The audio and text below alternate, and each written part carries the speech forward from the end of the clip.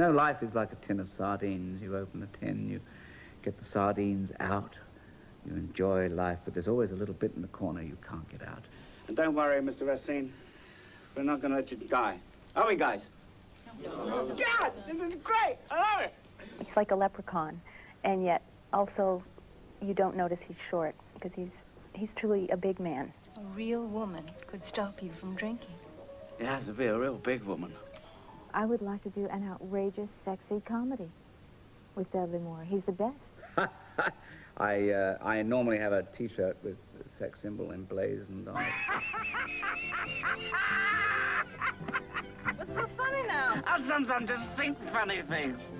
I amuse myself a lot. I go off into shrieks of laughter of my own jokes, which is sort of pathetic, but it tends to be true these days. Oh, God. You have one.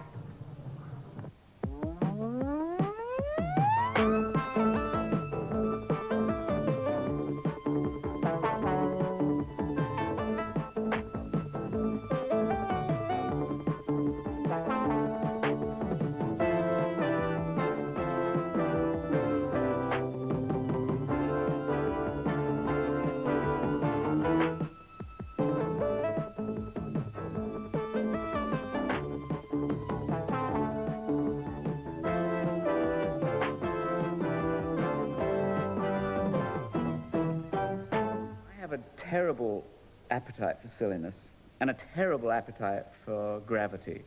And I have a feeling that comes from the way I was taught as a child, you know, to feel very seriously about myself, and yet, on the other hand, to let it all go out the window. And it's a sort of a curse, and yet it's something that's also been a great inspiration to me. Jack? Jack, you are a revelation. Yeah? Yeah. Oh, sure. Amy? Amy? Whoa, let's see some ID. What do you mean? Well, no, I mean, I just can't believe that was you back there. I mean, since when did you start taking sides with me? Well, it just seems to me that if people are sick, then you have to try and help them out. I mean, screw the insurance. It's part of the hypocritical oath, isn't it? In a way, I'm glad I had those two poles, so I could see them both, and then to be able to gravitate to that restful, slightly peaceful middle area, you know, that's nice.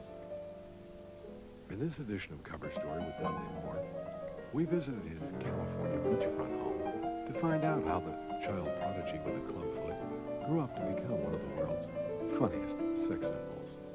Born in London, Dudley studied music as a boy and won a scholarship to Oxford University, where he earned 2 degrees in music and composition.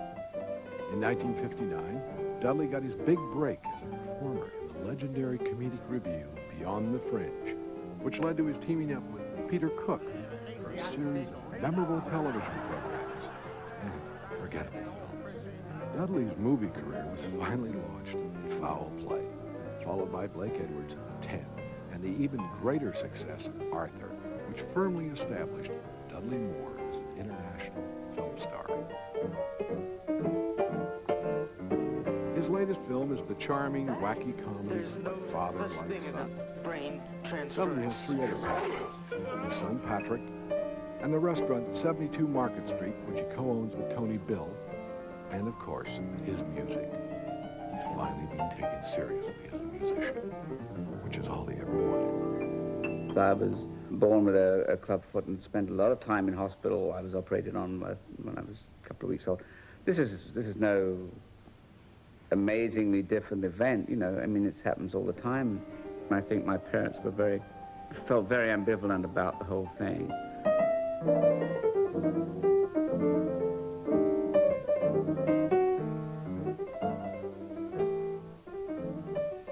My parents' families relied, as most families did, on their own entertainment.